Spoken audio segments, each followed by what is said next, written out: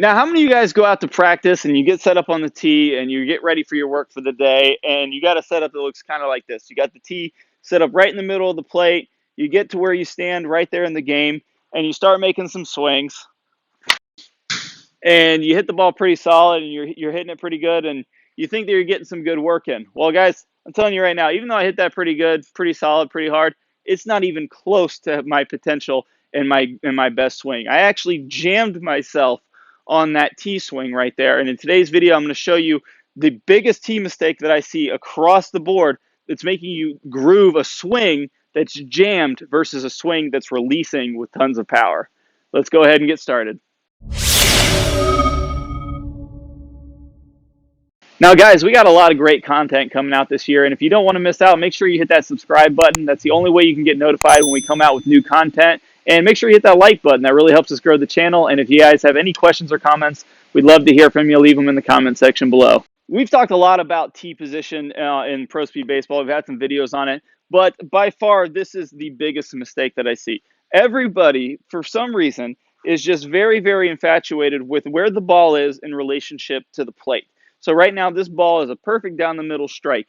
But guys, what I need you to get across today is that simply it does not matter where the ball is. It matters where our body is in relationship to the ball. This ball could literally be in this other tee box right here, and I can have a great practice session. It's nowhere near the plate. I can make good swings, hit the ball hard, and now I'm still getting better. It does not matter where the plate is. Now, I'm bringing this up because I've gotten a lot of questions and comments at Pro Speed Baseball about talking about, we've had some videos about inside pitches where I had the ball, the tee over here versus on the inside part of the plate. But the idea is we need to understand it's where we are in relationship to the ball. This, to me, is an outside pitch because I'm standing a little bit further away from the plate. If I simply just take one step forward, this now becomes an inside pitch and I'm jammed. If I don't change the depth of the tee, meaning move a little bit further back, I'm going to be jammed on the tee. That's extremely, extremely important to understand that it does not matter where the tee is in relationship to the plate. It matters where our body is. Now, the number one issue that I see, just like we talked about there in the beginning of the video, we set up for a down the middle pitch. We stand right where we would in the game, and now we're jammed. If I swing at this ball, I don't care if I make the greatest swing in the world, I am jammed on this ball. I cannot fully release my hands and arms and hit this ball solidly. I'm going to have to compensate, bring my hands in, spin my body to get this barrel on the ball. And this is just all too common. I probably see this, I would say 99% of the time with my online students. When I have students come in for the first time for in-person lessons and they set up on the tee, everybody jams themselves on the tee because everyone thinks a down the middle pitch is much closer to them than it actually is. Guys, the down the middle pitch is much further away from us than it actually is. It's actually going to feel more to most hitters like an outside pitch. So how do we set up for the tee? What do we do? If we can't set it up on the middle, do we set it up on the outside? Do we stand here? Guys, it's literally as simple as just understanding two very critical checkpoints. When you're setting up for a down the middle pitch, inside and outside are going to be a little bit different. The main point is we want to stop jamming ourselves on the tee so that we can groove the perfect swing. If we are jamming ourselves on the tee, we are effectively going to want to jam ourselves in practice because this is where we're grooving contact in a jammed position. So if we can follow these two very easy checkpoints to make sure our tee setup's good, we can start grooving our ideal swing.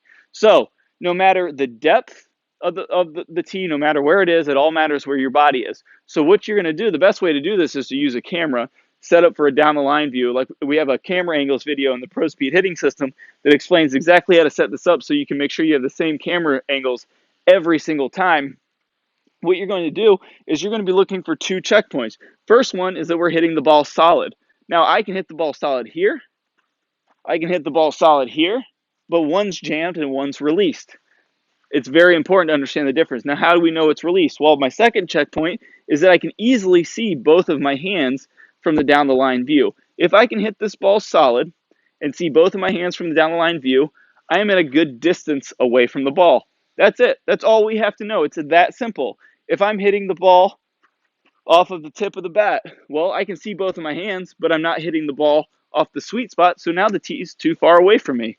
So what I got to do is move over to where I can see both of my hands, easily from the down the line view, and I'm hitting the ball solid. Now I know that this is my down the middle pitch. Guys, it may look like it's a far away. I'm standing far away in the box or what it may be, but this is my down the middle pitch. And if I make a swing, this ball is set up for my perfect down the middle pitch. Now, it may be a little bit forward, maybe a little bit back, but it's going to be well within the ballpark of not jamming myself on the tee. If I'm hitting the ball solid and I can't see my hands from the down the line view, I'm jamming myself. I am pulling my hands in. I am compensating to hit the ball versus allowing the bat to release. Guys, this is such an important concept. It's very simple. But if you get this right and you can start grooving the proper swing on the tee, when you start hitting balls that are moving, your brain's going to want to hit balls in the same place you hit it on the tee, which is going to be in an ideal release position versus building the swing on a compensation. If we build the swing on a compensation, we can't swing nearly as fast. If we have zero compensations, we can maximize our bat speed. If we can maximize our bat speed, we can really start to reach our potential as a hitter. So now that we have the right tee and we know that we can maximize our speed, we also have to be able to support our speed. Well, I've got a great bonus for you. I'm going to play a preview of one of our best weight shift videos that's going to show you how to shift your weight properly so that you can support your speed. You can get instant access to that video by clicking on the link in the top left-hand portion of your screen or the link in the description below. Let's go ahead and get started. We're going to now start showing how our weight shift is involved with the release of the bat. We just simply need to understand exactly where we want to be in our weight shift. So we're going to get a lot more specific. We're going to be talking about the timing of getting the back pocket in front of the tee at the same time we're hitting the ball. But the first thing we need to do, guys, is we need to rep this out and make sure that we can definitely get the weight transfer that we need. So we're going to put our arms across our chest. We're going to get at least 100 repetitions